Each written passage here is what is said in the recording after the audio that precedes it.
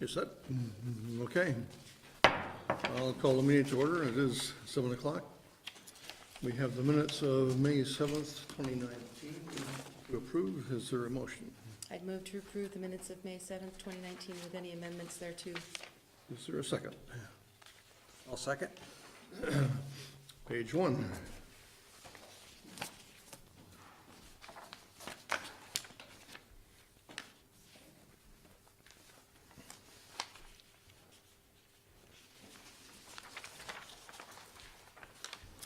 Page 2.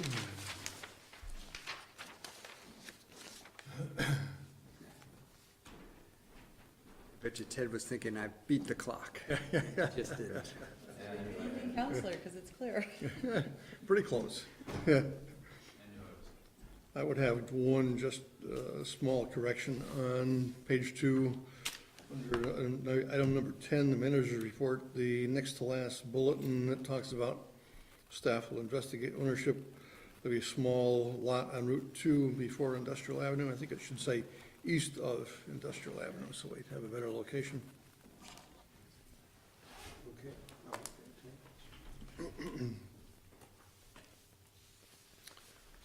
Anything else on page 2?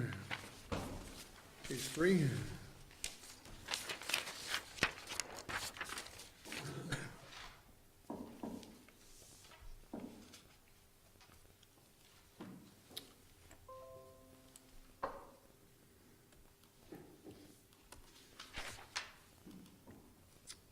Hearing no other corrections, all those in favor of approving the minutes of May 21, May 7th, 2019, say aye. Aye. Aye. Opposed? So we've done the minutes. This is the time for public comment. If anyone in the audience has any issue that they wish to discuss tonight, either on the agenda or not on the agenda, this is the time to do it. Seeing no hands raised, then we move on to interviews and appointments to the Community Justice Board. So I know we have at least 2 people. Do we have 3? Catherine is here as well? Okay, good. Well, if you would all please join us at the table here with the microphone, all 3 at the same time, that would be helpful.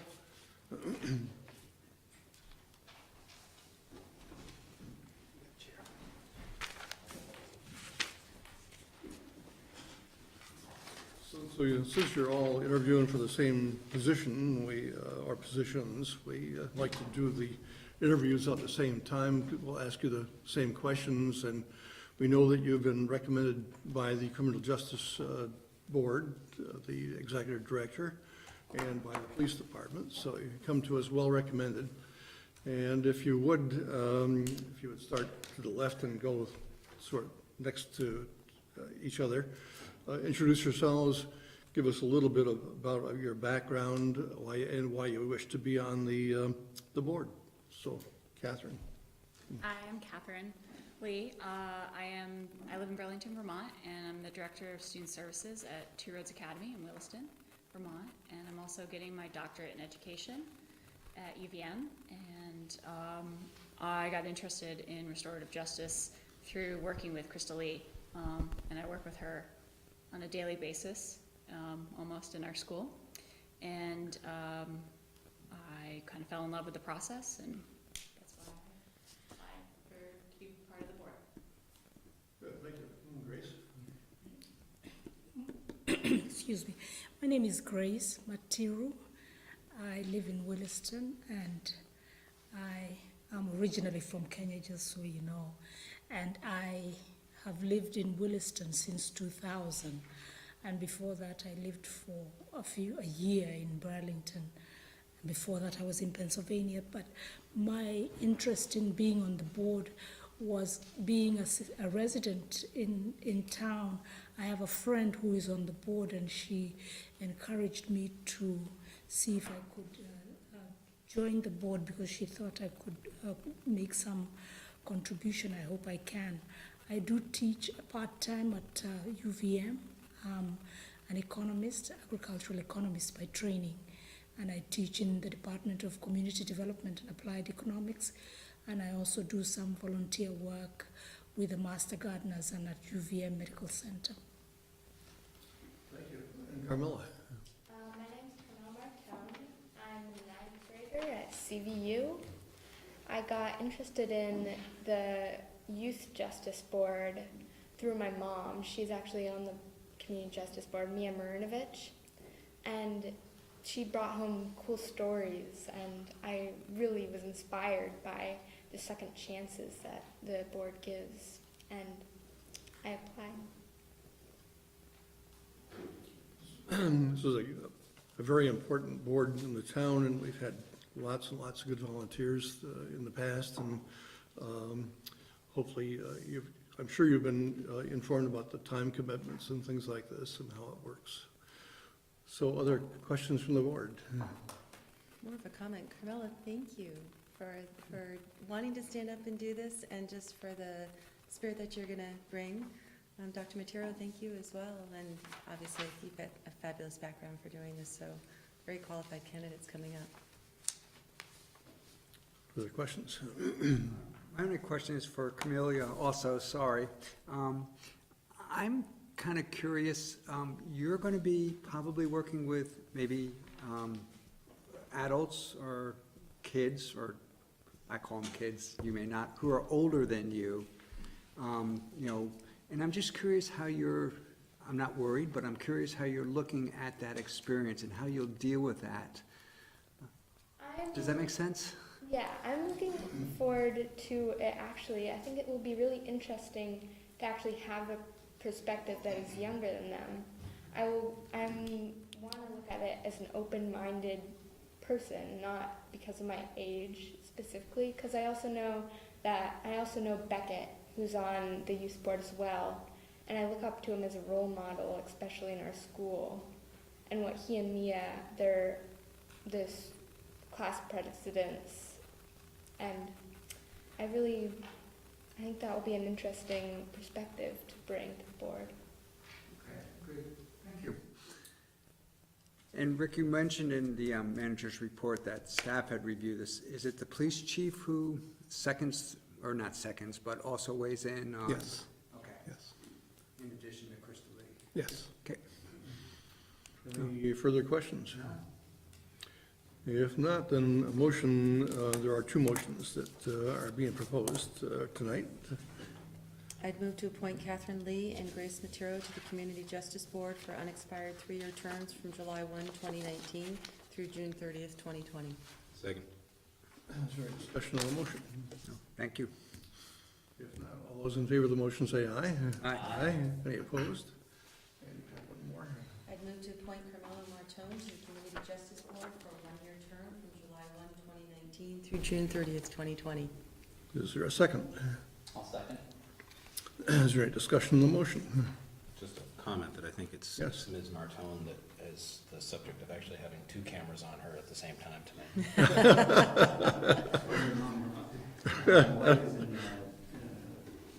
She's not a jury right now, and so the case has gone to jury, and so she's wasn't able to attend this meeting. I was instructed.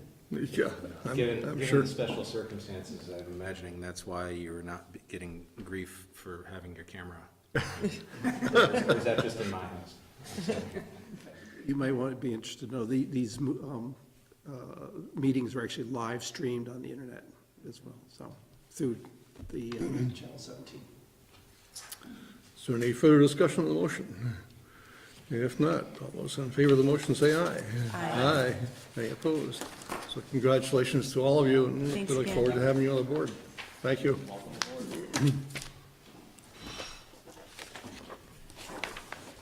So let's move on to the appointments to town boards. And Rick, you have given us the information. Yes, I think the date of the report was May 14th. I have two corrections I would like to make to this list. Okay. First, we have one of our planning commission members who had initially said he would want to continue, is now saying he does not want to continue, and that is a longtime serving Kevin Batson. Who decided to step down after, I don't know, probably more than 15 years of service on the board. So, and one person that is listed as a outgoing member is Greta D'Agostino. She is not outgoing, she would like to continue. So she should be added to the list of appointments for the Community Justice Board. And for the Community Justice Board, these are all 3-year terms starting July 1st of this year.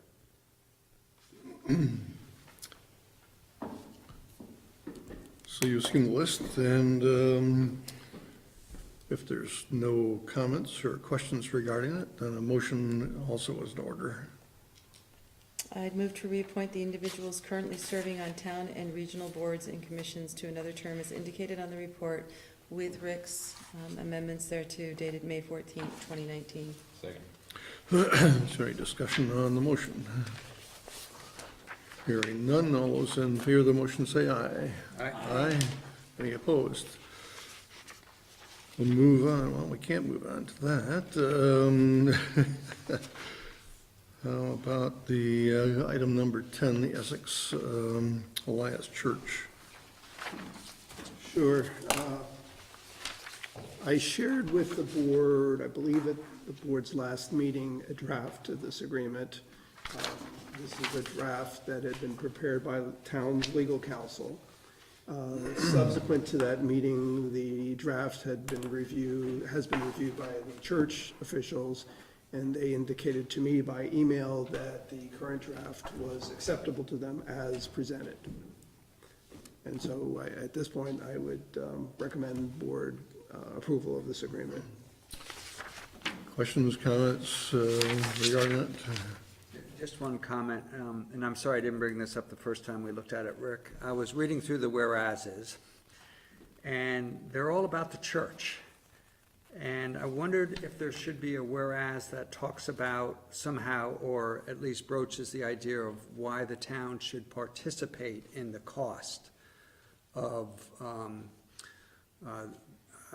the construction that happened on the church property. And I assume that whereases would be along the lines of, the public benefit to Williston residents and others, and use of the path and Is that not section 3? section. The first whereas, the third whereas at the top of the page. Well, there it talks about just that they'll put in the recreation path, as part of their DRB approval. This would be, lots of people have built developed property with the requirement they put a bike path on, they built the entire length, and we have not participated in that cost. And I thought maybe in this case, we should just add a whereas about why this is a case where we feel it is appropriate to participate in the cost. And with that said, I don't know exactly what should be in the whereas, other than maybe the costs were, what would be the word, like exorbitant? That may not be the best word. Don't, along those lines, higher than normal, or had additional construction requirements that most paths don't have, the abutment and the railing. So, as I read this the second time, that's what I came up with. Questions, comments, or do we wish to send this back to staff to add an additional whereas? What are you concerned about? I'm not concerned. I don't think that's really the right. It's more, I just was struck by all the whereases about what the church, how it got its, permit, had it got this condition in the permit, they went and did the construction. But there was no whereas that talked about, why we, the town, might want to participate in the cost of this path. And it just seemed kind of lopsided, the whereases, if you will. That's what picked me up, and again, I should say again, I'm sorry, I apologize for that. I just wonder if, because this is abnormal, we typically do not participate in the construction of bike paths on private property, particularly when there are a requirement of the DRB process. We might want to just discuss that here a little bit.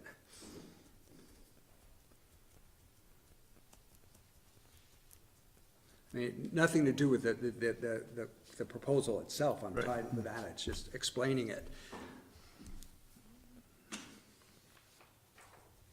You're looking at more like the involvement and participation on the town side of this Right. particular path versus others, I guess.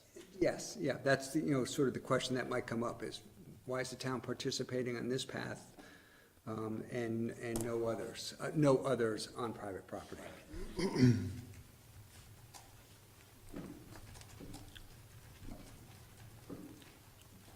Any other thoughts? Should we, So it'd be something like, whereas the town of Williston has determined that the public benefit would be served by said path. Yes, along those lines. Does such language open the door for future agreements? And that's the part where I actually, to a small degree, thought about that. And I would certainly want, somebody with a legal I think that perspective. opens the door to future agreements. I mean, I like what you wrote, but I think it opens the door. Yeah, and that's not what I'm interested in doing, is opening a door for everybody coming in and saying, you required it, now I want you to pay for a piece of it because of the public benefit.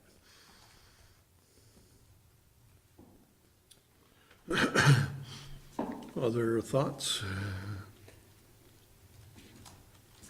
What I hear from the other four is a reluctance.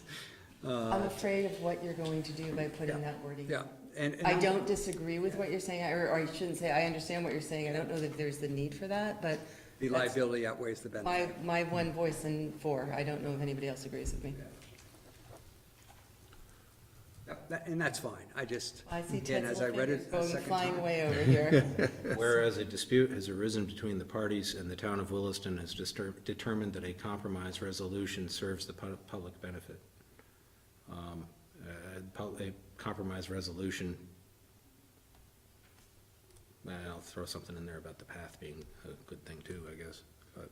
Yeah, well, the whole public benefit. I'm still just concerned, you're not opening a door. Well, we're saying there's a dispute, so. Yes, but then does that leave the room, I'm just being the devil's advocate here, does that leave the room for the next person to put, that's the only thing. Well, not legally, I mean. No, I know that. I know you know that. The fact of the matter, there is a dispute. Yeah, There is. But am I hearing you, Joy, like if another instance comes up where someone would approach that path in another part of town and say, well, we want the town to pay for this, created that, and the some other. sort of a precedent Yeah. somehow. I mean, I see both sides. Right. Yep, so I'm waiting, because here's our little mastermind over here who's doing legal writing on the fly. And we may be able to get something that satisfies you and doesn't.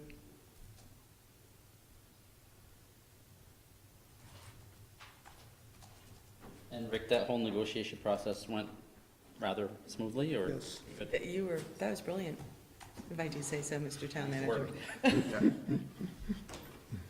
Pretty much right where we thought.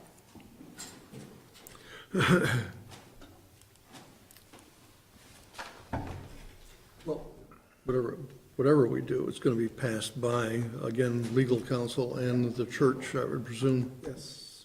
More legal counsel? If it's going to be, if the board is inclined to add another whereas, and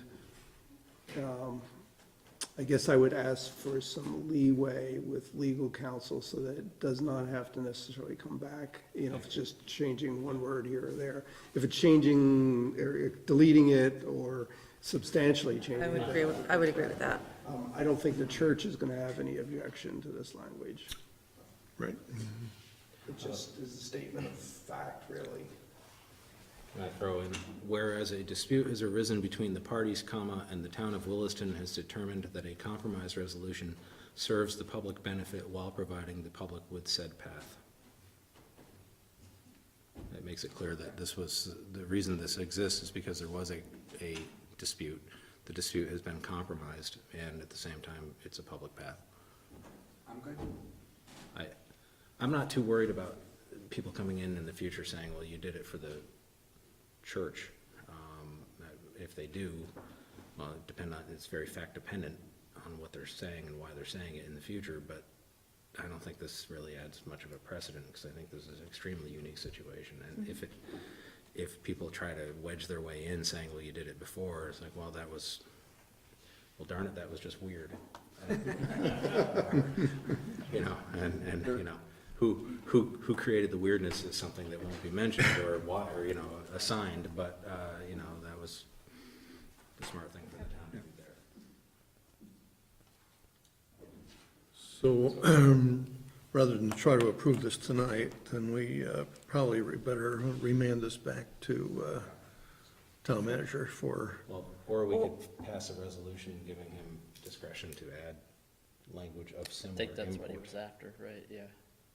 Would you like that motion? sure, that would work. I'd move to authorize the town manager to enter into a settlement agreement with the Essex Alliance Church Board of Directors in the amount of $14,000 to be used towards the cost of completed recreation path on the church property, with the addition of an additional whereas, setting out that there was a dispute and that the path was for the public good, leading the town manager with discretion to modify that language. Second. We have a motion made and seconded. Is there discussion on the motion? Thank you. Hearing no discussion, all those in favor of the motion say aye. Aye. Any opposed? All right. So we'll go to the Chitin Solid Waste District budget for fiscal year 2020. And welcome Sarah Reeves, Executive Director of the Solid Waste District. Hello, good Good evening. Thank you very much for your time. Glad to be here. So I think most everyone here knows who CSWD is, but for folks at home who may be watching, again, I am Sarah Reeves. I'm the Executive Director for the Chitin Solid Waste District, and we are a municipality created in 1987 through Act 78 to implement solid waste management mandates legislated by the state.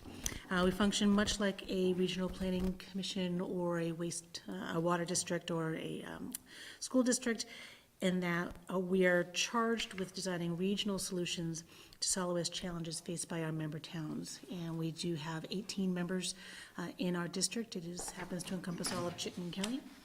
And we serve approximately 156,000 people and over 6,000 businesses. We either own or operate several different types of facilities, drop-off centers, the Environmental Depot, which is our household hazardous waste facility, the Rover, which is our mobile hazardous waste collection facility, a materials recovery facility for blue bin materials, and an organics diversion facility or Green Mountain compost. So I'm going to go over kind of the high-level numbers and changes that we're seeing for next year, this next fiscal year, and then I would love to open it up to any questions that the Select Board may have about anything. So for fiscal 20, we are anticipating revenues in the amount of $12,628,865. We are anticipating expenses in the amount of $11,450,520. Our capital and allocations total to $665,468, and that leaves us with a net of $331,719, and that net will be transferred to our solid waste management fee rate stabilization fund. So last year, both in the second half of the fiscal year and the first half of actually all of this fiscal year, we focused on several of our infrastructure, key infrastructure projects. So we focused on Green Mountain Compost, focused on the MRF, the Materials Recovery Facility, and on our drop-off centers. We also completely overhauled our financial system as well. So internally, that was a very big infrastructure change for us, hopefully not too visible to the public as far as glitches. So the goal was to be able to make sure that our financial reports were easily readable to anybody who happened to be, looking for them, looking at them online, and we think we've accomplished that goal. So for the facilities that we looked at, we really focused hard first on Green Mountain Compost, and that's because Act 148 is reaching its final stages of completion. Next July 1, not this one, but July 1, 2020, the final piece of the puzzle will be in place, and that will be all landfill, all food scraps generated by anyone in the state will be banned from landfill disposal. So we knew that we needed to do some work to make sure that GMC, our organics facility, was able to accept what we figure will be coming our way. The facility has grown over the years, and we wanted to make sure that we were adequately prepared. One of the things that we realized that we were doing, that we were wrestling with for a long time, that we needed to change, and we finally kind of came to that realization, was that we were, as a municipality, trying to operate with our compost operation in a retail arena. And we finally realized we needed to back away from that. And so what that means is, for the general public, is right now you can find about 10 or 12 different products that we make in bags and in bulk. And as of July 1, the bags will no longer be available. We are reducing our product offerings from 12 down to 3. So we will be producing compost, topsoil, and a garden mix or a raised bed mix. We're not quite sure which one yet. And we'll be selling these products only through wholesalers in bulk. So people will still be able to find Green Mountain compost, just not at our drop-off centers and not actually at our compost center, unless you have a kind of a commercial contract with us. But that means you can find it at Garden Supply, Essex Agway, any of our nurseries and garden centers that we currently work with. They will be supplying that. So the big reason for that was, in making the bags, we were never able to recover the cost of making the bag. And we were already charging a premium price because we made a premium product, and people liked it, and they paid that premium price. But in order to try to keep reaching and realizing our sales, we were selling to Cape Cod, we were selling in the North Shore of Boston, we were looking at selling in New York City. And the board just kept saying, when is enough enough? And we said, enough is enough. So we brought it back home, literally back home, and we're focusing on Chitin County and on Vermont. And that does a lot of things. It helps us increase our efficiency and our effectiveness, and in doing things in an economical manner, and that's in our mission. That's what we're charged with doing. So we're getting back to our roots, and our roots are truly to manage the waste and managing organics, and that's going to be our primary focus of this facility. Compost was second. So coming back home, literally coming back home, and continuing to make a soil product, a soil amendment, because our board said that was very important to them, but to be able to do it in a much more efficient manner. So that also does get at, well, what are the plans for GMC? And I guess I leave it up to the group if you want me to kind of get into those plans as part of the budget discussion, or save them for the next part of the agenda. It kind of I think we just builds. concentrate on the budget, I think, at this point. Okay. And then we can take care of that and then have a more of an update. Very good. Okay. It's okay, should we ask questions as you're going along, or would you prefer us? That's perfectly fine. Yeah, I think Okay. that works for me. Okay. You meant, and I read through these things, and I don't always necessarily understand everything.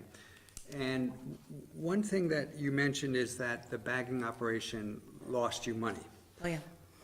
But I'm looking at page 2, I guess more of the overview, where it talks about there's going to be this loss of revenue of like $284,000. So is that lost revenue because you're not selling the bag products? So what you're saying is you're losing that revenue, but you spent more to produce those bags products than? Exactly. Okay. And that's exactly what it was. We were never able to, we were selling the bags for $8.50, and it cost us $10, $11 to make the bag. So even though we made some great sales on those products, just, between what we had to buy to make them, so it wasn't just food scraps and leaf and yard. You had to buy, wood chips, horse manure, peat moss, sand, silt, all of those other things added to those costs that went into that bag product. So by not making those kind of specialty blends, that right off the bat saves us quite a lot of money. And in addition, saves labor. We're not going to have to hire seasonal help. So there's a huge amount of savings right off the bat. It reduces wear and tear on our equipment, which is also helpful. But we did sell a lot of bags. So the goal is, again, to be able to focus more on the inbound, so it's coming in the door and charging appropriately for the material that's coming in the door, which is one of the reasons we're increasing our user fee or our tip fee or disposal fee at Green Mountain Compost as well, because that's really the municipal model. Municipalities who have these operations, and not many actually do make compost out of food scraps, but municipal operations that have that make compost, they rely primarily on their tip fee or their disposal fee for their source of revenue. And if they can sell any of the compost, it's a bonus. We had the model backwards, the other way. So we're returning more to the traditional, municipal management model of focus on managing the material coming in the door, pricing that appropriately, subsidizing where we need to, and then again, trying to maximize the product that we make on the other end. We're still gonna make a very saleable product, and that's wonderful, but the bags were just not ever going to pay for themselves. We would have had to have priced them at $12 for a 20-pound bag, and when you can buy a 40-pound bag for $7, we just were pricing ourselves out of the market. Does this mean you'll be selling your bagging equipment? Quite possibly, yeah, no, quite possibly. And, so there are a bunch of, several different options. It could be that one of our wholesale customers wants to do their own branded material. They may want us to bag that for us under their label, and we could sell that equipment for sure, because we won't be needing it. So, yeah, we're looking to get out of that end of the business, but yeah. Thank you. I did mention that we'll be increasing our user fee or our tip fee to $60 a ton on July 1. And to put that a little bit in perspective, generally, if you're bringing MSW, municipal solid waste, trash, up to Casella's landfill in Coventry or here to one of their transfer stations or Myers transfer station, you can expect to pay anywhere between $125 and maybe $150 a ton. So at $60 a ton, it's still a good deal to segregate out your food scraps. Again, the municipal model tends to be, and we worked with consultants on this, for municipal composting operations, the way they price is anywhere between 20 to 25% below the going landfill or disposal rate. So we are still significantly below that. It's something we'll need to continue to evaluate. So we're going to take this next year or two, take a look at how those expenses are shaking out. And if we don't need to raise that fee, we will not raise that fee. If we do, we'll look at that and try to equalize it, to minimize the amount that we're subsidizing. We are still heavily subsidizing the operation. Again, the board is committed to this, so we're not looking to completely eliminate that. If we did, we'd have to probably charge $100 a ton, and we don't think that that's sustainable or supportable in Chittenden County at this point. So the next function we looked at was our materials recovery facility, or our MRF. And similarly, I think you may remember, those of you who were on the board last year came in talking about the global marketplace in China and the effects and dismal and dire. I would love to tell you that things have rosy and turned right around, and they have not. So I think last year I told you that we could expect 18 to 24 months of pretty dire markets, and I need to stretch that out 18 to 24 months. So it has not improved enough to be able to say we are at the light at the end of the tunnel. The light at the end of the tunnel for the industry, actually some good news for the Northeast, is that there is additional investment in mills here. So there will be a mill opening at the end of, supposed to open at the end of the year in Maine, and then another one online next year. Pennsylvania, New York, and Ohio are also investing, and that's good news for us. Our paper products, which was affected by China, that was what we were sending there. All of our other materials stayed domestic, either the US or Canada, and those markets have still stayed with us. Those are taking a little bit of a dip as well, so we're monitoring all of that and seeing if there's anything we can do. Our quality is still very good, so we're very, very fortunate in that respect, but we do need to, because of the markets, need to, again, adjust our disposal fee, our user fee, our tip fee at the MRF, approaching more market rate. So we'll be raising that tip fee from, it's currently $55 a ton to $65 a ton on July 1. The facility in Rutland, there are only 2 single-stream facilities in the state. The facility in Rutland is currently charging $90 a ton. So again, we need to watch where we are within not only the regional market, but also make sure that we're not charging too little or too much. And again, still at about 50% of the disposal rate at the landfill, so. The mills are for paper? The mills are for paper, yes, exactly. Paper products, mixed paper, junk mail, cardboard, any of those fiber products, yes. Percentages are of our recycling newspaper. Yeah, so the percentage of the fiber products that go through our facility are over 80%. which is why the hit was pretty devastating. And that is because we are a bottle bill state. So the bottles and cans that other MRFs, other states use to kind of shore up that loss in paper, we don't have that. So it is what it is. It's just a factor, and we just need to continue to adjust, look for different markets, work with our partners as far as finding new places that are closer to home to save on the transportation, because that's really what kills us right now. So we're working on that, but yes. So we're still looking at a new facility even with that, doom and gloom, and part of the reason is because we do expect that the regional paper mill capacity, when it's online, will be in about 2 to 3 years. So because our current facility, as we've talked about, there's no room to expand out in any direction. We're at the end of the road there, and there's really no place to go, and going up is not efficient, nor probably feasible in that building. We are still looking at other sites, and we can go into more detail on that in the next part of the conversation. And then the third big infrastructure piece that we looked at was our drop-off centers, and we decommissioned the Heinsberg drop-off center last year so that they could build their highway garage, and that is completed. So we are now in the design phase for the Heinsberg drop-off center.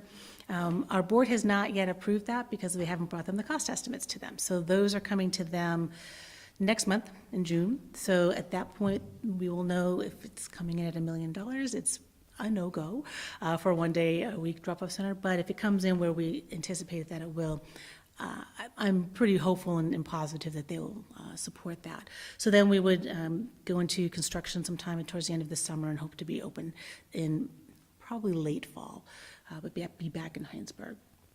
So we are also implementing several modest scheduled fee increases at our drop-off centers. Every 3 years or so, we look at raising the prices if necessary.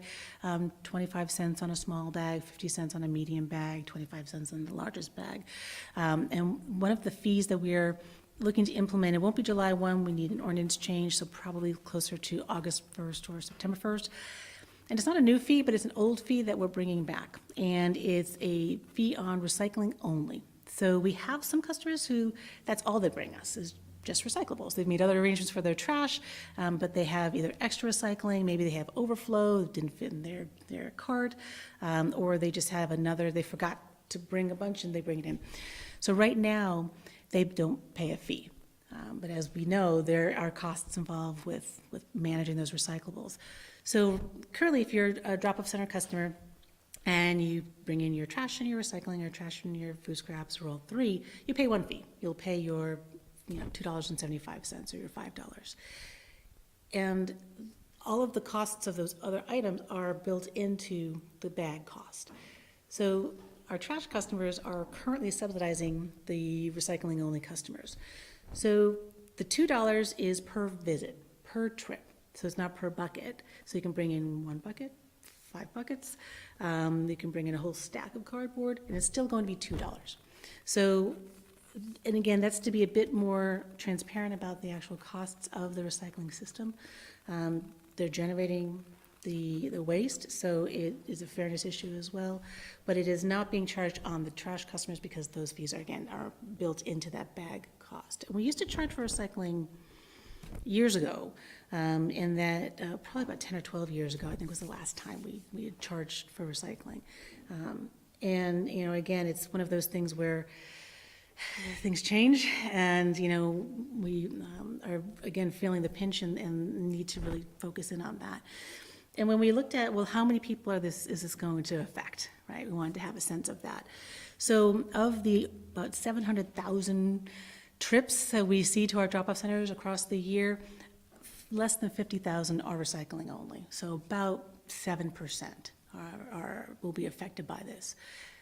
We don't anticipate all 49,000 of those trips will continue to do that and pay this fee. So they probably will alter their behavior and either bring a little bit of trash with them, or they will just come once a month if it makes sense to come once a month.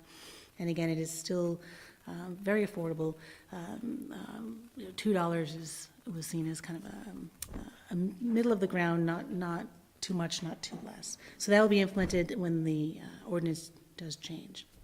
And lastly, the solid waste management fee, or the tax trash, is not being raised this year. It'll stay at $27 per ton, and that is the amount that is charged when haulers bring their material to be disposed either to the Coventry landfill, or if they bring it out of state, somewhere out of state. And then when they get there, they weigh in. The scale operator says, "Where are you from?" He says, "Chitin County." They say, "Okay, 27 times 15, 20, 100. And then that comes back to us, and that helps to pay for administrative support for the district. So, yes. I'm struggling with this piece of it, and it very well may cause me to vote against the budget. And it's this change in philosophy, what I consider a change in philosophy. And what I mean by that is, in the past, there was this philosophy that you wanted to incentivize the good, recycling, waste diversion, and municipalities or solid waste districts quite often did that by making recyclable at least appear free, type of thing, and charge more for the things you want to discourage, which is creating waste that needs to be thrown in like a landfill or incinerator, whatever. We seem to be moving away from that model, keeping the solid waste franchise tax, level the same, but increasing the fees to, divert it through composting or divert it through recycling. I understand the logic, but I wonder if, what I worry about is that the repercussions, aren't going to be, it's going to have a negative impact on people's either desire or ability to divert waste, and maybe cause them to dispose of trash more. So I'm just, I understand, and we have had this conversation. last time you were here, Or, yeah. last year, probably just about this time. Could be. And I understand that, and I have heard that, and you're not the only person to have expressed that in my visits to the other towns. So, and I appreciate that viewpoint. And I can see that. I think what we're seeing, though, is also a bit of a disconnect between, what the solid waste management fee is, and that's why I'm talking about it more as a tax than a fee, because it's not really a user fee, right? It's on the material that has already been destined for disposal, so that's already been done. What we're talking about is, how can we encourage people to do more of what we want them to do, right? Which, in the first place, is reducing. If you don't generate the trash, you're not going to pay anything. So we're focusing tremendously this year, even more than we have, on waste reduction, partly in response to or in anticipation of Act 148. We want people to understand and know how they can save money on food scrap disposal if they don't want to hire a hauler, et cetera, but it transfers into the other areas as well. When we talked about it internally as a staff, and we brought it to our board, we talked about it at our board level as well, and some of our board members also asked the question. In fact, Kaylin asked the question, your representative. And we said, part of it is that this is a fairness issue, for one, because for a long time, people knew that, well, we could always just bring a whole big bunch of recycling for, quote, free. And the folks who were doing the other stuff with the trash were bearing that cost, because it wasn't free, right? So it never was free. So it was a fairness issue there. The challenge, too, is we could go back to subsidizing the materials recovery facility, and that is a choice. We could certainly raise that tax. The tax affects our haulers more, and then they will just trickle that down to their customers, but not as $27, right? You never get that $27 fee, and it doesn't relate to how much waste you've actually produced. So as a waste generator, and we all are, we have to look at, well, what are the levers that will be truly meaningful? And also we had to look at, too, if we increase the trash too much, there's this balance, right? I see us as making sure that we're providing a base level of service. We don't want to do too much or too little, so that folks do have a choice. And we hear a lot from people, and I've heard it from some of the city council members and select board members I've talked to, that they really like using our drop-off centers because for them, they have been priced out of the hauling market. And it's important for them and their constituents to have an affordable way to manage their material. So we have to be very sensitive to, modest increases, again, to reflect that the costs are going up. But where's the opportunity to help, again, reflect that, the reality of the costs? And we thought this sector, because it is a small sector of our customers, is a place where it most likely will not affect those who rely on that very affordable bag price. So, but we will see. Right, we'll see what kind of reaction we get. When we're talking to folks about it, saying, this is coming, just letting you know, we're not hearing a lot of pushback, but we will have a public hearing, a public meeting on the ordinance change, and this will be in there, so we'll be making sure people know about that. As far as a change in philosophy, I mean, I would probably want to ask my board chair to be here to maybe address that. He's been the board chair for about 12 or 13 years, and he could better address that. But I see it more as being practical and being transparent. Believe me, we're still subsidizing the drop-off centers. We're still subsidizing special waste, the bulky waste, the CFL programs, the battery programs. We're still subsidizing all of that. If we were to have to charge the full cost of everything, that would be a shift in philosophy, believe me. But where we can make small gains towards being transparent about the costs, we wanted to try to do that this year. So if I could, you view this, you and you believe your board views this as more of a shift than it is a change in philosophy, where you might disagree with how I characterized it. Okay, fair enough. So, Question. sorry, as that was kind of the end of the numbers budget piece, so happy to answer questions about any of the budget, or if you want to go on, Mr. Chairman, that's. And question regarding the staff salaries. You mentioned there's a little over 5% increase, but that includes new employees as well. So what's the actual COLA that employees are getting? Oh, yep. So the COLA is, I have to look for that in here. Increasing by 5%, COLA. That is a great question. I can't find that here. We use the regional metropolitan average.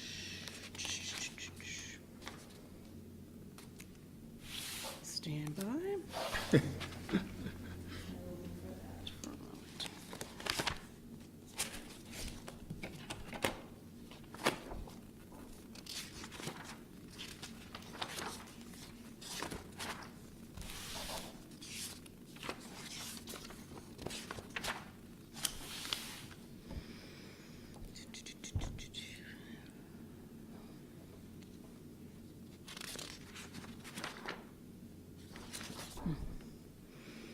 And I'm not seeing it pop up here. I will email that to Rick. But it's the average. So you use it's based on an average cost of living regionals. Correct. And actually, that's what we do too. The Northeast, whatever the Northeast average is, that's what we, When you do send the information, well, I assume the board still wants it, if you tell us what period it covers, because it actually makes a big difference. Yep. What period. Our period is like a little over 2% for cost of living. But again, it covers a different period. apologize for not having that here. That's fine. Other questions regarding the budget that we've heard so far?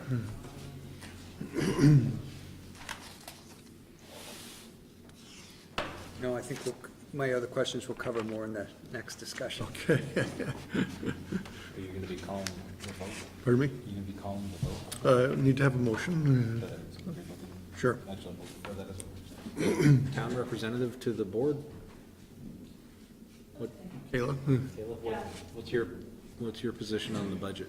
I'm comfortable with the budget and, yeah, happy with the discussion and the rest of the board also, yeah, was in agreement with it, and I, did a detailed budget overview, on Friday and really got into the nitty gritty of it, and, I think the accounting, methods changes made it really clear, and I appreciate that, and so, yeah, I'm on board. So we did just, at least just let me know that it was about 1.7%. 1.7? 1.7. So but I had to find out the period that it covered for you, so I will do that. So, other questions regarding the budget presentation?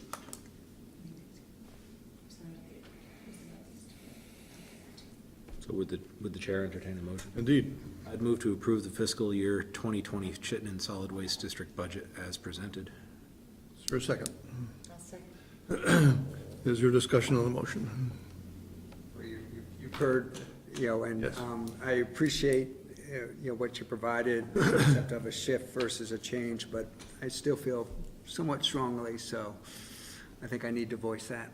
Understood, thank you. So if there's no further discussion, all those in favor of the motion say aye. Aye. Any opposed, say nay. We Nay. have one nay, and no abstentions. So let's go on then to the update. Thank you for that. So regarding the update, so we continue on what we talked about a couple months ago. So we are bringing to our board, as I mentioned, a few updates in June. So we're bringing to them a site selection update for the MRF. We are going to present to them 3 potential sites that we want to look at for a civil survey. So that'll be coming to them, bringing the cost estimates, as I mentioned, for the Heinsberg Drop-Off Center. And over the next few months, probably in September or October, we'll be bringing to them a better, more fleshed out version of what we hope to do with the organics diversion facility and which direction we want to go in. So I'm not sure if when I was here last, if we knew whether or not we had received a grant from the A&R. It may have still been pending, but we did receive a construction grant. The A&R had almost $1 million available as a competitive grant, and we were awarded $500,000, which was the maximum, and that is for construction projects regarding to organics diversion. So we are, in our grant, we said that we were going to look at 2 potential avenues. And again, part of the reason for looking at these 2 potential avenues is that shift that I talked about from getting away from being focused on compost production and being focused on managing organics. Given the site constraints that we have over there that you are probably very well aware of, we were looking at how can we possibly manage 10,000 tons of food scraps on that site? Realized we can't. Right, so we said at least not well and not the way that we want to, and be a responsible neighbor to everyone. And so we said, okay, so what do we want to do? And what I asked Dan and Brian to look at was, well, what are the knowns? What are the constants? The constant for us over there is how much leaf and yard debris is coming in. That does not change, has not really changed for the past 5, 6, 7, 8 years. That's on pretty much as close to a known quantity as possible. Okay, so to make good compost, you've got to match your carbon source, your browns, with your nitrogen source, your greens. And what does that look like in order to maximize and use up that leaf and yard source that's coming into us on a regular basis that we don't have to buy? Remember, we had to buy manure, we had to buy wood chips. What does that number look like? And that's the number that we're going to make compost from. That's also the number that we feel comfortable being able to sell. Because that was the other problem. If we were going to take in 10,000 tons of food scraps, we were going to be producing close to 25,000 cubic yards of compost, and holy cow. That's why we're looking at New York City and looking at Connecticut, and it wasn't going to work. So by scaling that down, matching those inputs, then we can do what we need to do on our footprint at our site without having to spend $5 million to expand into the sand pit, and make a good quality product. There will be extra food scraps. So the question then becomes, what do we do with that? And so the two avenues that we're promoting or presenting in the grant are, one has a transfer option. So we would take in the amount of food scraps that we need to make good compost and then transfer the rest to another facility. If it's a facility that's available in Vermont, great, but right now the only facility that we know of is available in Maine. So our board is kind of iffy on that question, only because, well, we're trying to save, preserve our carbon footprint by not selling compost bags into Cape Cod, and yet we are looking at moving some material to Maine. Well, yeah. So that may be one. That is certainly the lesser expensive of the two options. The other option would be to continue to match food scraps and leaf and yard to make good compost, but also to add a depackaging facility or a depackaging unit. And what that is, it's not a very large piece of equipment. And so what that would accept would be, so a supermarket or food processor manufacturer that may have food items that's already in their packaging, their cans or in their plastic bags or whatever, that for some reason is not saleable, and also is not donatable for human consumption, and is not available or suitable for animal feed, could come to this facility, go through this machine. The machine separates the food from the packaging. The food goes into one area and is kind of ground up and added some water and some made into a slurry, and then the packaging goes over here for disposal. So that slurry is a commodity. We could either compost with it, or we could send it to or sell it to digesters, anaerobic digesters. So that has some appeal to us for a wide variety of reasons. There is a need for a facility like that in Vermont. Right now, that material from, say, Hannaford's and Shaw's is going to Maine for depackaging. There are digesters that are on the drawing boards, and there's one down in Salisbury that is ready to break ground. If they haven't already, they are very soon to. They've got all their permits. St. Albans is still a possibility. Vermont Tech is still doing their thing. And by creating this feedstock, we think that could encourage additional digestion to occur.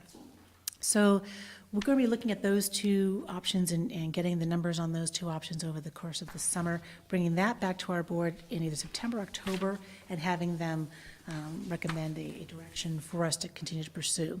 So by this time next year, the hope would be that we would be well into whatever that next piece is. So obviously talking to the town as well about, well, what impact does that have on all of it, right? And bringing those designs to the town. So that's the current direction for us with compost, and we think either one has some possibilities for great success, and just allowing us to fulfill the mandate. So I would welcome any questions on that piece first before I go any further. I'll first start with, I don't think on the select board it's our role to interject what's best in terms of the compost facility, moving away from the retail aspect to more of a wholesale type model. But as a resident, I'm actually disappointed to see that, because it worked for me to have Green Mountain Compost drop off 3 cubic yards of compost, and that's now gone. And I don't know what the garden center type folks are going to be able to do to provide that service. And so I'm disappointed to see it go, but again, I think on the select board, it's not our our role to get involved in that. In terms of one of the things I picked up on in the budget was, and I'm trying to find it, it's on executive summary, page 1, and it's the concept of renaming the compost facility to the organics diversion facilities, which just raises concerns with me, because I think we're used to it, and our host town agreement contemplates a compost facility. An organics diversion facility could be something very, very different than a compost facility. So my concern is what is being proposed or planned or could happen there. And in the past, I think we've talked about this a little bit. I've been disappointed, frustrated at the lack of our ability to partake in that at all. It always seemed like the district was telling us what they were going to do after they started doing it, versus coming to us and saying, this is what we would like to do. What are your thoughts, type of thing. To me, that just being a member town, that's just never felt right or good. So I just would like to, you explain the two options. And I want to make sure I heard this correctly. It sounded like you're going to keep the compost operation Yes. there in its current basic shape, if you will. It sounds like there might be some equipment, new equipment, this depackaging unit, slurry, but you're not looking at the slurry as putting it in an anaerobic digester on site. Correct. You're not looking at to make compost out of it, except for the amount that you need for the leaf and yard waste coming in. Correct. And the compost facility will be, I guess the word might be primarily a leaf and yard waste compost facility versus a food waste? No, okay, that part I heard wrong. Yeah, no. So thank you for asking to clarify that. When we're talking about the future of the compost facility a year and a half ago, the board was very clear that it was important to them to continue to make compost. They felt that was part of what we needed to do to manage this locally and to make a good quality soil amendment, and as much as possible, keep that in Vermont. So that is still a critical component. It just won't be the main focus. But we will be absolutely making compost. That is part of both plans, is to make compost. So ideally, we would be able to, when food scraps are coming in under really either scenario. I mean, we have customers right now that we know are very low contamination, can go right to, the bays, and we don't have to do much work with them. We would continue to divert those folks right to those bays so that we can use that food scraps and get that process going, and not either transfer those, we don't want to transfer that, we want to keep that, but also maybe not direct that into the depackager. It doesn't need to be depackaged. So we would be working to identify those customers, and it may be that, offering a tiered tipping fee structure, that if you're bringing in really great quality food scraps, you get a lower price, and you can go right to Bay A or whatever it may be. So the goal would absolutely continue to be making compost with food scraps and not just be a leaf and yard facility. If we were just a leaf and yard facility, and that is the normal kind of standard municipal model, not many use food scraps, we would need twice the size for our curing area, storage area. We would need to absolutely get a windrow turner. We may still want to do that, but it would take twice as long to cure and become a product. It's much faster, frankly, to add in those greens. So again, because of the limited space, it just makes sense to continue to do a portion of that, at least, the way we're doing that. So if I could repeat, just to see if I got it correct. The additional, if you're looking at additional feedstocks coming in, it'd be the packaged food that would go to the depackager and then most of it would leave as a slurry, although some sounds like it's going to stay on site because you'll want that for your compost operation, whether for moisture or whatever. If needed. Okay. Right. It may not be needed. Yeah. And is any of this going to start to bump you up against the host town agreement amounts that are in there? All right, so the design will always be to make sure that we do not get close at all to that. We have been very clear with the state that we do not want to have any desire to be the composter in Vermont. So they have, and this was part of the reason that they, dedicated almost $1 million to infrastructure grants, construction grants, to get more capacity out in the state. We are the largest right now, but in some respects that makes a little bit of sense because we are the largest population center in the state as well. But we have been very clear that we do not intend to be the only processor. So no, any design would absolutely take that into account. It would be a primary factor, and we would take pains to not bump up against that. Okay. Are there other organics diversion facilities you're looking at? I mean, looking at the district owning or operating? Or is the compost facility, at least in the near, I realize your crystal ball can only go so far in the future, but in the near term? No, we don't intend to expand this business at all. Okay, okay, okay. Anything else? That- The- Question about the MRF, you mentioned the sites. What can you tell us about the sites? And in particular, are you looking at the site will need to expand footprint-wise? Yeah, I think most of you have probably been there. For folks viewing at home, we are almost at the end of the road between Avenue B and Avenue C down off on Industrial Avenue. And so we're at the end. There's a little bit of a dogleg that goes down, but where we are, directly behind us is a bit of a ledge, so it drops off fairly precipitously to, if you're looking at that area. On the right, it's a road, so we can't necessarily assume that road. To the left is Baker Commodities, so or maybe Baker. There's another company. Behind us is the transfer station. So our literal footprint is extremely hemmed in. The most efficient MRFs are long, they're not tall. So you want material to go in one end, go through its sortation, and then spit out into separate piles at the other end. So the more you have to travel something up and then travel something down, it lends itself to gravity working against you, number one. It's hard to get in and maintain that equipment when it's kind of like a mousetrap kind of a thing. It makes it very difficult to see problems, access the equipment for just regular maintenance. It makes it hard to actually staff because you don't have any space to work. That's what we're faced with right now. It's not the best working conditions. We have no storage at all on site, which is a problem, particularly in the wintertime. If the trucks can't get to us and move our material out, we are having trouble.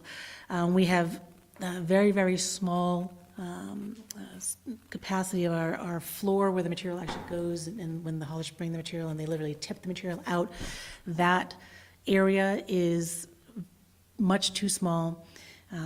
So the facility was built to manage about 25 to 27,000 tons of material. We're processing 47,000 tons. And so if the tons alone weren't enough, the volume has dramatically increased. So if you think of a water bottle now, right? You open up the water bottle, it squeezes, the material squeezes. You didn't used to have that problem 5-10 years ago. They were pretty sturdy. Well, it's good news because the water bottles are using less plastic, but that means that it takes many more of them to create 1 ton, and we ship by the ton. So at the end of the process, it goes through a big machine called a baler, creates a square, and then that ton today needs 19,000 bottles. That ton 12 years ago needed 12,000 bottles. So we're not only looking at increased tonnage through that facility, where it was not designed to manage, we are also faced with an increasing volume, and so we need more space. We are still stuck in hand sorting the material, and because we're hand sorting, and there's no way to add, no space to add technology, we have to run material through twice. That gets to the efficiency, right? So the facility is not efficient. It cannot be economical if it is not efficient, and we need to improve that. So in order to do that, unfortunately, we can't build out. That's why we're looking at land. Our board did ask us to look at brownfield opportunities, and we were working with the state. There weren't many that we felt could work for us according to the siting criteria, but we did look at some. So what we got down to, again, we presented to the board our siting criteria in February, or I think that's correct. And we said, okay, here's where we're starting with our criteria, kind of a tier 1, tier 2, and if we put everything that's available in Chittenden County on that list, there's about 40 different properties. And our board didn't want us to look, again, all throughout Chittenden County. Then as we went through the citing criteria, whittled down, whittled down, whittled down. And we got it to about 5 to 8 properties, and now we're down to about 3. So we're looking in, certainly obviously in Williston, in South Burlington, and I believe the other property is in Milton. So those are the 3 that we're hoping to have our board say, yes, go forward and do a little bit more of an in-depth study. But that's where we're at. Okay. And I want to mention too, of the existing MRF, if the board, even if they look at that and they say, you know what, we don't want to do anything new, we would still need to revamp that facility. We would do something to make it work. If they do say, yes, it makes sense, let's go forward with a new facility, we would look at the current MRF and say, okay, what can we do with this? And it may be more valuable to sell, but it may be more valuable to the district to repurpose for something else. So we wouldn't necessarily abandon that building, that site. We may want to use it for some other function, other purpose, to either expand services or consolidate services, we're not sure, but we want to keep our options open for that site as well. Any other questions? We appreciate it looks like in your outline here, it talks about 12 to 18 months to make a determination on the MRF.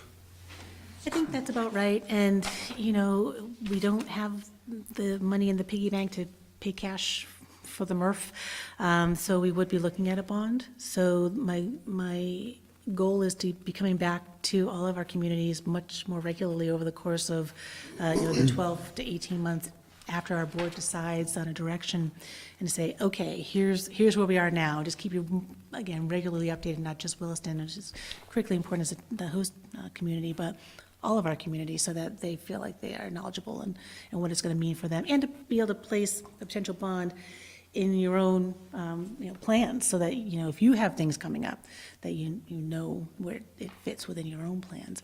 But again, because we think most of the paper mill capacity will be coming online within that 30 to 36 month timeline, that's about where we want to try to run, is pretty close to that capacity availability. Thank you very much. We appreciate you coming in Thank to you. our town alternate representative too. Thank you very much. Thank you for your time, I appreciate it. Thanks. Good night. So, moving on to service on town boards policy. Eric is at a different meeting tonight, so it looks like, Rick, probably not an awful lot to say about this, but, I'm pinch hitting. yes. Yeah. So the last time the board looked at this was, I think, last meeting. Yes. And a concern had been raised about process the board might have to follow if you had a board member who was not behaving him or herself. And so we looked at that and found that we kind of have an ordinance that deals with a piece of that already. That's the conflict of interest ordinance. Yeah. And we provided you a copy of that. So our thinking was, rather than try to address this in a policy, would be to look at amending the ordinance down the line, which, by the way, we're kind of, I had been tasking Eric to do an update on this, because it's been quite a few years since this was adopted, 2006. So it hasn't been changed in 13 years. So I figured it was due for an update. And so we did make some minor changes based on your comments, but that was our thinking about dealing with the conduct issue. It was just, they had mentioned a word change on top of page 4. It's almost right.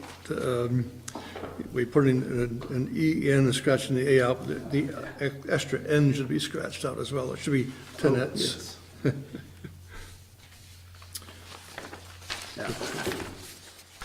Anybody, if you're happy with this, then a motion would be in order to adopt it.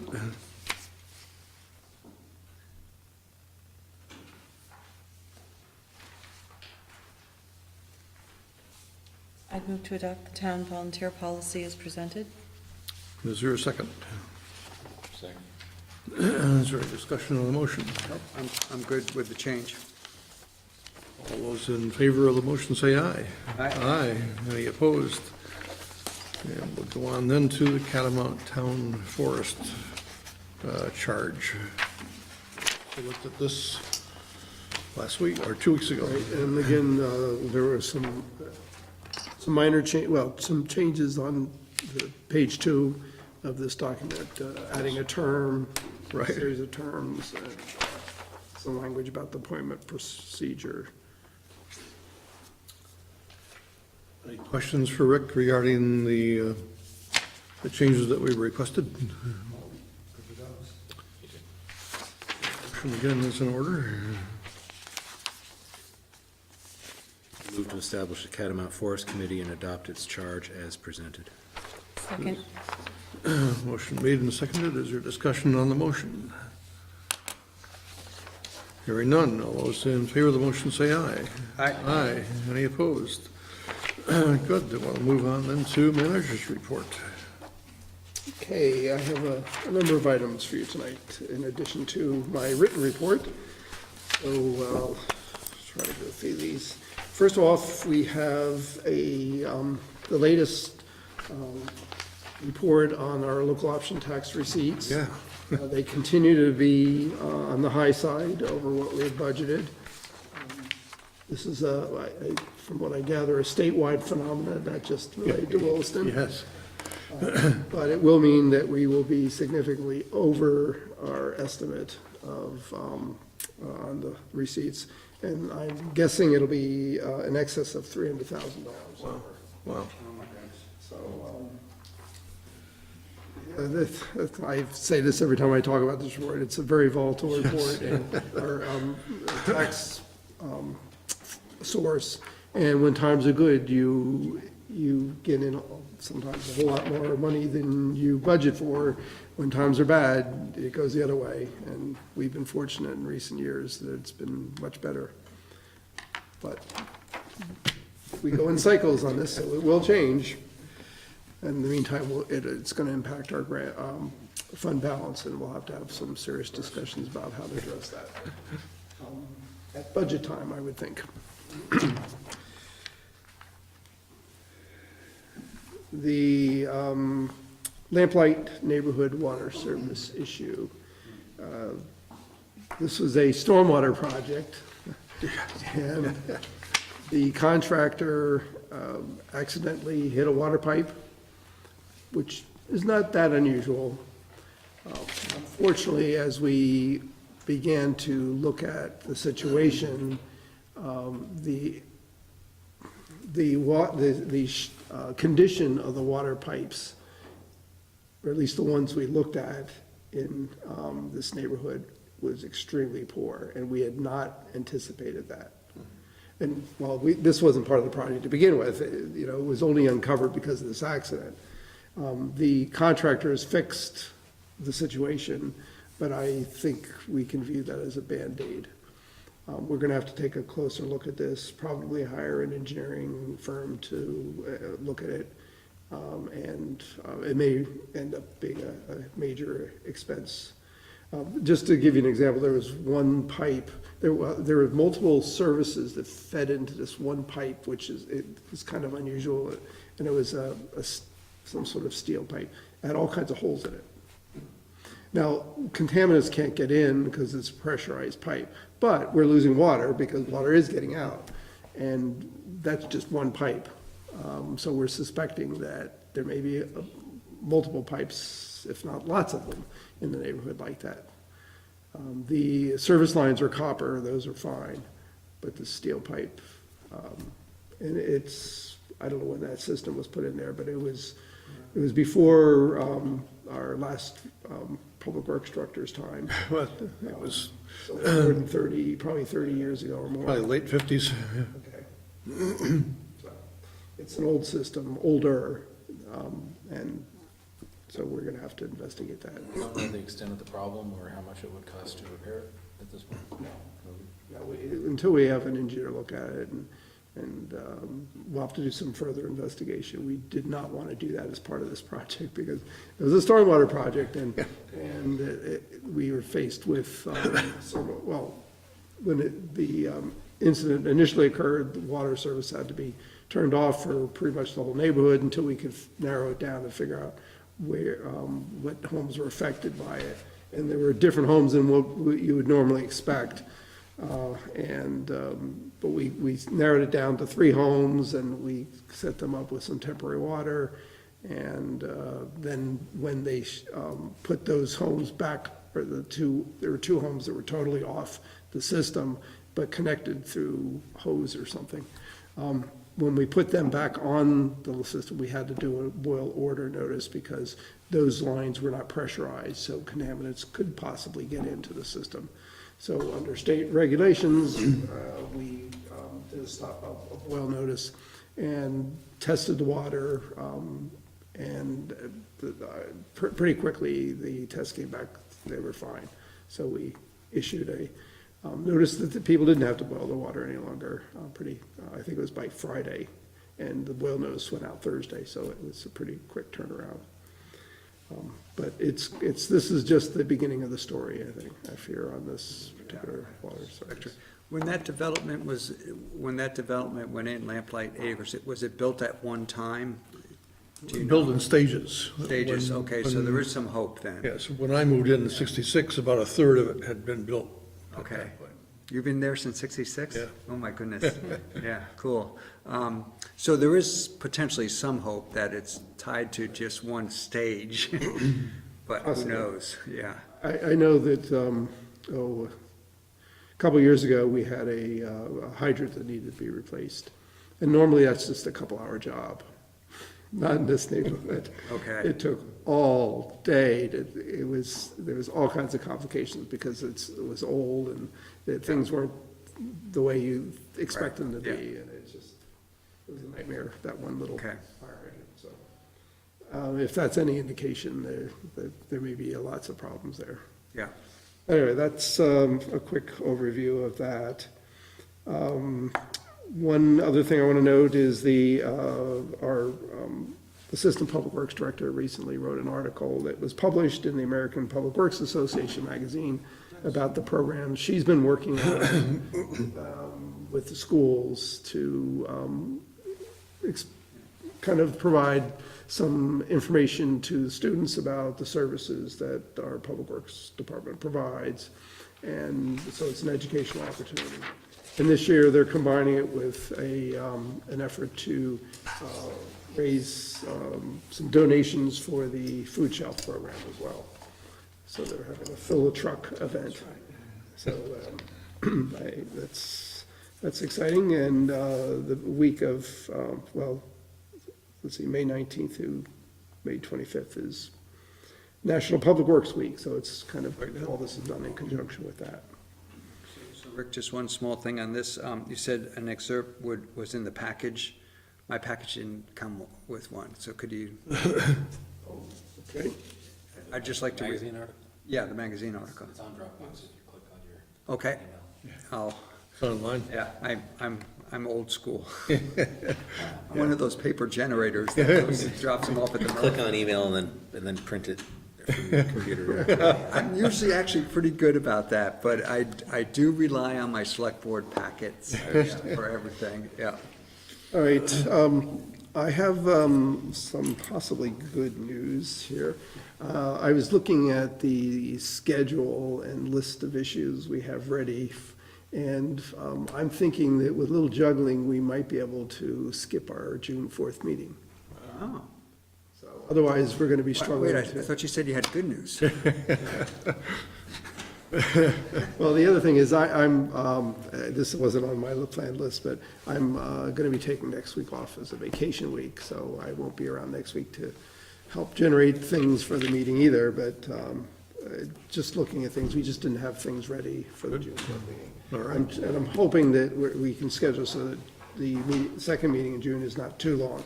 I don't think it will be. I think we're okay. Good. I will confirm that by Friday, I think, for this week. Good. That's okay with the board? Sounds Yeah. fine. All right, I have more. All right, so we have the monthly financial statements. They weren't referenced in my manager report, but they were in your packets. And we're, let's see, I think 84% through the year. On revenues, we are over budget, and expenditures, we are under budget. Generally, that's a good thing. Yes. Yeah. Better than the reverse, but it will add to our fund balance for sure. And we are fully staffed, I think, in our public works. Might have, I'm trying to think, we have one opening in water sewer, we might. But police, we continue to remain short-staffed.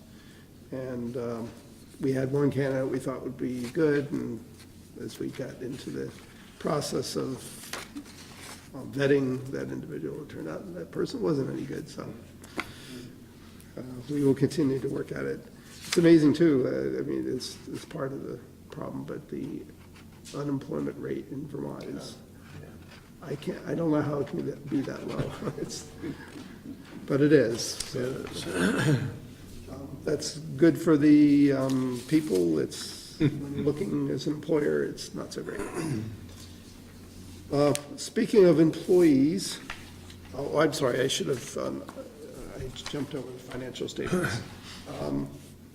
I don't necessarily have anything more to add beyond what I just said, but I do want to pause to see if there are any questions.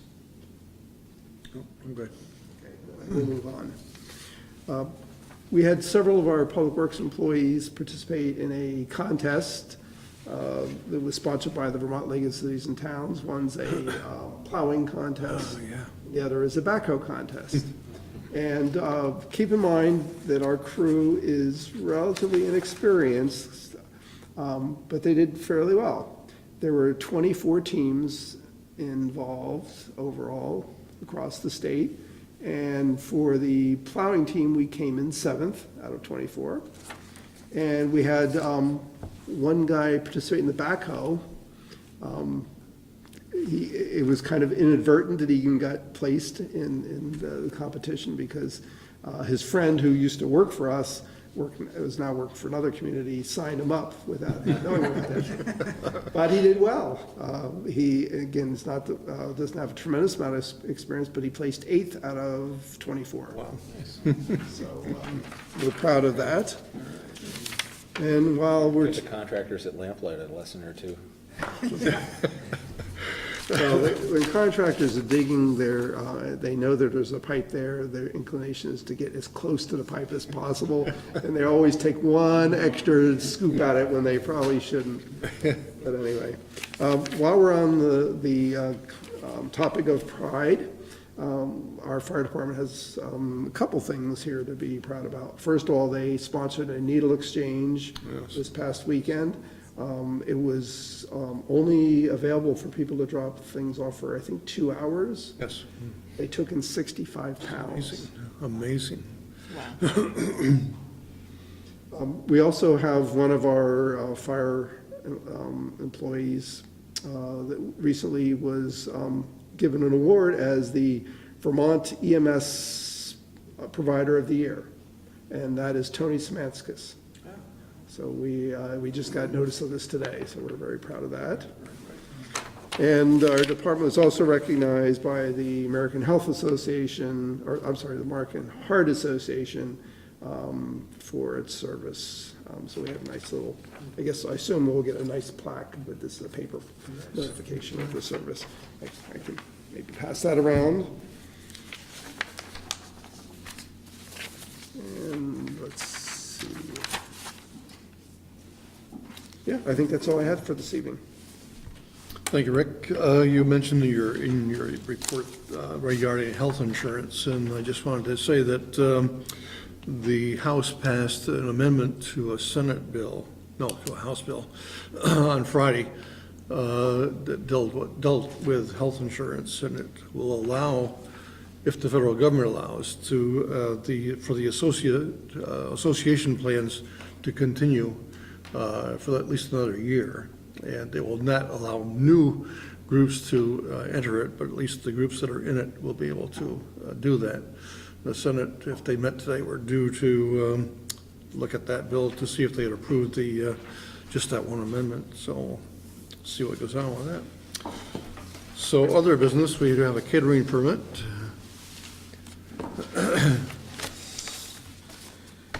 This is for an event scheduled for June 8th from, in the late afternoon to early evening. It is for, I believe it's a wedding to be held at the Isham Barn. And the caterer is 802 Cocktails LLC. The staff has no objections. We've never received any complaints from any of the events down there. Any questions for Rick regarding that? Motion would be in order for that. So moved? Second. Any discussion on the motion? All those in favor of the motion say aye. Aye. Any opposed? The charter has been approved by the Senate without any changes. It's on its way to the governor, so hopefully within another week or so, we'll see that signed and we'll be done with the charter improvements that the town voted for. Is there any other business to talk about tonight? If I may mention one thing, I'm glad the House, or the legislature is